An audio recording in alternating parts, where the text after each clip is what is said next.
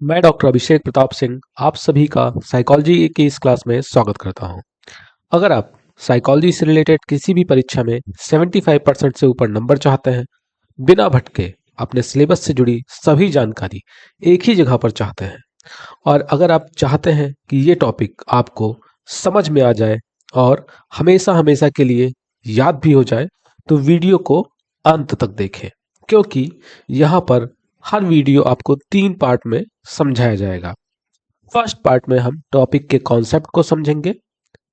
Second part में आपको ये टॉपिक याद कराया जाएगा, और थर्ड पार्ट टॉपिक से जुड़े महत्वपूर्ण प्रश्न जो अब तक परीक्षाओं में पूछे गए हैं या आगे आने वाली परीक्षाओं में पूछे जा सकते हैं, उनके बारे में बताया जाएगा।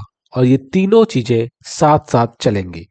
तो इसीलिए एक बार फिर से मैं आप सभी से यही कहूंगा कि वीडियो को अंत तक जरूर देखें।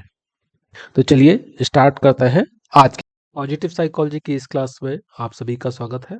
और जैसा कि कुछ स्टूडेंट्स के रिक्वेस्ट आ रहे थे कि सर हमें पॉजिटिव साइकोलॉजी से रिलेटेड एमसीक्यू क्वेश्चन प्रोवाइड करा दीजिए, क्योंकि हमारे यहाँ एमसीक्यू टाइप में पेपर होगा। तो आप सभी के लिए यहाँ पर एमसीक्यू टाइप क्वेश्चंस प्रोवाइड किए गए हैं, जिसमें पहला क्वेश्चन है, अभिप्रेरणा और व्यक्तित्व पुस्तक किसकी है? अभिप्रेरणा और व्यक्तित्व पुस्तक किसकी है? तो ये जो बुक है, ये है किसके द्वारा लिखी गई है? आप सभी कमेंट करेंगे और मैं यहाँ से बता ही रहा हूँ। ये बुक लिखी गई है अब्राहम मैस्लो के द्वारा। ठीक है, motivation and personality book Abraham Maslow की है। सेकंड क्वेश्चन आपका है कि सकारात्मक मनोविज्ञान वह वैज्ञानिक अध्ययन है जो जीवन को सबसे अधिक जीने योग्य बनाता है। तो ये क्वेश्चन का आंसर क्या होगा? इसके ऑप्शन है पीटरसन, मार्टिन सेलिगमैन और पॉल। तो यहाँ पर जो आपका राइट आंसर है वो है पीटरसन। पीटरसन ने कहा था कि सकारात्मक मनोविज्ञान वह वैज्ञानिक अध्ययन है जो जीवन को सबसे अधिक जीने योग्य बनाता है। अगला क्वेश्चन है, परमा मॉडल किसने प्रतिपादित किया? तो जो परमा मॉडल है, परमा मॉडल दिया गया था मार्टिन सेलिगमैन के द्वारा। अब परमा मॉडल है क्या? परमा मॉडल में 5 चीजें होती है। जैसे परमा को अगर इंग्लिश में लिखेंगे तो हम लिखेंगे PERMA, जहाँ पर पी से हुआ पॉजिटिव इमोशन, ई से एंगेजमेंट, आर से रिलेशनशिप, एम से मीनिंग और ए से अकम्प्लिशमेंट। तो ये आपका परमा मॉडल है। इसके वीडियोस चैनल पर अवेलेबल है, आप चाहे तो प्लेलिस्ट में जाकर देख सकते हैं। सेलिगमैन ने सुखी जीवन का क्या सिद्धांत बताया? तो सेलिगमैन ने सुखी जीवन का सिद्धांत क्या बताया था? इन्होंने सुखी जीवन के लिए सुखद जीवन, सार्थक जीवन, वचनबद्ध जीवन, ये सभी बताए। यानी आपका जो राइट आंसर है वो होगा डी। वर्तमान में आधुनिक सकारात्मक मनोविज्ञान का जनक किसे माना जाता है? तो आधुनिक सकारात्मक मनोविज्ञान के जनक के रूप में हम देखें तो मार्टिन सेलिगमैन को ही आधुनिक पॉजिटिव साइकोलॉजी का जनक माना जाता है। मनोविज्ञान के क्षेत्र में वर्ष 2021 में किसे अकादमिक प्रभावकार से नामित किया गया? तो अकादमिक प्रभावकार से किसे नामित किया गया? एक बार फिर से आपका ए आंसर सही है। नेक्स्ट क्वेश्चन, सकारात्मक मनोविज्ञान का उद्देश्य डैश डैश को परिभाषित करना है। तो सकारात्मक मनोविज्ञान का उद्देश्य किसको परिभाषित करना है? इसका उद्देश्य है मानवीय शक्तियों को परिभाषित करना। अगला क्वेश्चन, किसने कहा हम वह करें जो हमारे लिए अच्छा है? किसने कहा कि हम वह करें जो हमारे लिए अच्छा है? तो ये कहा था अरस्तु ने कि हम वह करें जो हमारे लिए अच्छा है। भारतीय दर्शन में सुख क्या है? भारतीय दर्शन की बात करें तो यहाँ पर सुख का कॉन्सेप्ट आनंद, निर्वाण, मोक्ष सभी से है, यानी उपरोक्त सभी।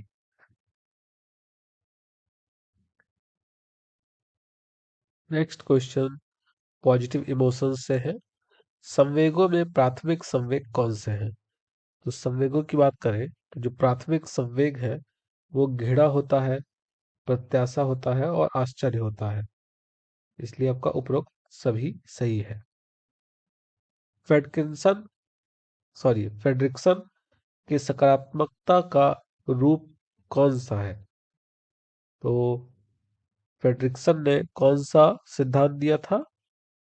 तो इनके सकारात्मकता का जो रूप है उसमें खुशी भी आती है, शांति भी है और रुचि भी है।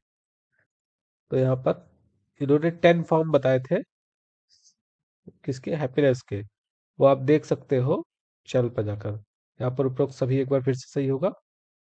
ये नेक्स्ट क्वेश्चन ही वही है कि फ्रेडरिक्सन के सकारात्मकता के 10 रूप में अंतिम रूप कौन सा है? तो जो उनके 10 रूप थे उसमें जो अंतिम रूप है, अंतिम रूप प्रेम है। तो आपका ऑप्शन ए यहाँ पर सही होगा। नेक्स्ट क्वेश्चन बुद्धिस्ट साइकोलॉजी से है। यहाँ पर बताया गया कि बुद्ध ने दुख का कारण खोजने के लिए किसका प्रतिपादन किया? तो बुद्ध ने दुख का कारण खोजने के लिए प्रतीत समुत्पात का प्रतीत समुत्पात का प्रतिपादन किया। द्वादश निदान की कितनी कड़ियां हैं? द्वादश निदान, जैसा कि नाम से स्पष्ट, द्वादश यानी 10 और 2 यानी 12। द्वादश का मतलब है 12 कड़ियां। बौद्ध धर्म का आर्य सत्य कौन सा है? तो बौद्ध धर्म के हम अगर आर्य सत्य की बात करें तो इसमें दुख, दुख निरोध और दुख निरोध मार्ग, ये सभी बताए गए हैं। यानी यहाँ पर डी आंसर सही होगा। आरंभिक बौद्ध धर्म का आधार कौन सा है? आरंभिक बौद्ध धर्म का जो आधार है वो त्रिपिटक है। आपका ऑप्शन ए सही होगा। बौद्ध धर्म में सचेतनता, माइंडफुलनेस का विकास और अभ्यास किसके माध्यम से होता है?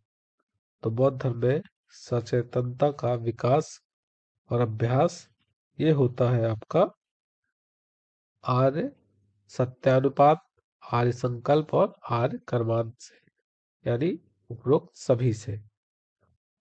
बुद्ध के बचपन का नाम, ये आप सभी को पता है, सिद्धार्थ था। बुद्ध का अष्टांगिक मार्ग कौन सा है? तो बुद्ध के अष्टांगिक मार्ग में ये सभी आते हैं। तो आपका ऑप्शन डी सही होगा। समयक वाक का क्या अर्थ है?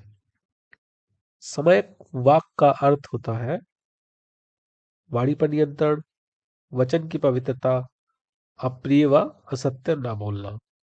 पर फिर से उपरोक्त सभी।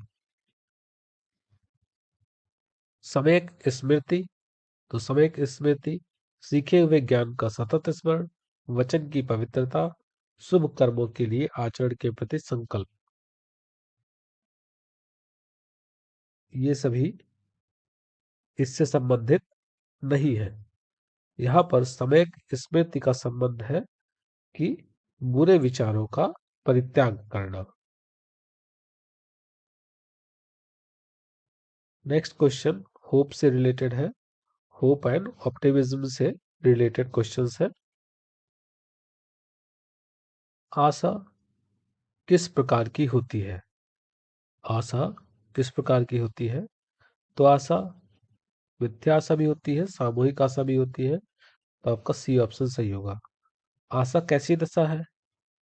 आशा कैसी दशा होती है? ये संवेगात्मक होती है। आशा के दो स्वरूप जो हो, आशा के दो स्वरूपों सत्य एवं मिथ्या का वर्णन किया गया। सच्ची आशा विचारों, धैर्य और हमारी अनुक्रिया पर निर्भर होती है, जबकि मिथ्या आशा एक काल्पनिक अंत पर बिना किसी आधार के निर्भर होती है। ये कथन किसका था? तो ये कथन था क्लार्क का। The unique psychology of hope, इसके लेखक कौन है? The unique psychology of hope के लेखक हैं पेट्रिसिया बुर्निक्स।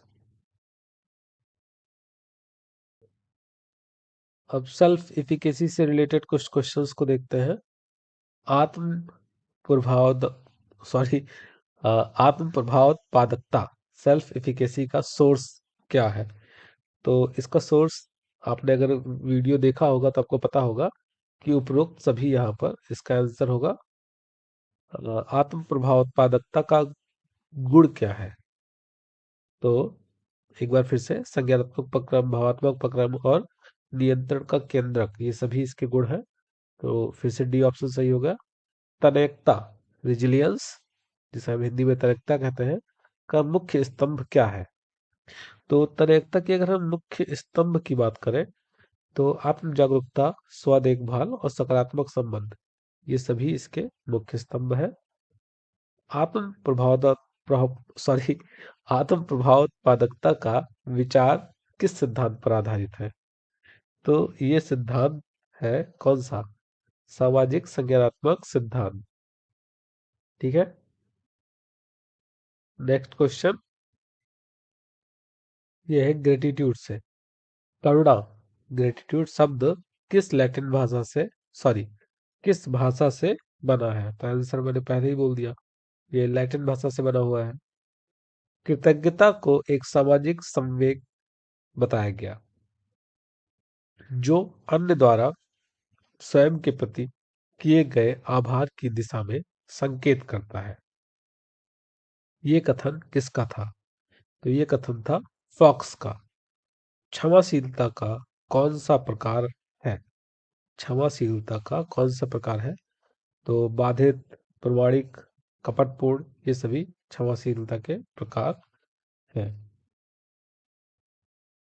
नेक्स्ट क्वेश्चन, कृतज्ञता का प्रकार कौन सा है? कृतज्ञता का प्रकार, तो सभी कृतज्ञता के प्रकार हैं। डी ऑप्शन सही हो गया। कृतज्ञता को मापना एक प्रकार का है। कृतज्ञता को हम किससे माप सकते हैं? तो कृतज्ञता को मापना एक प्रकार का नैतिक बैरोमीटर है। अवेकिंग माइंड, अवेकिंग माइंड ये किसने लिखी? तो इसको लिखा था गेसे तासी सेरिंग ने।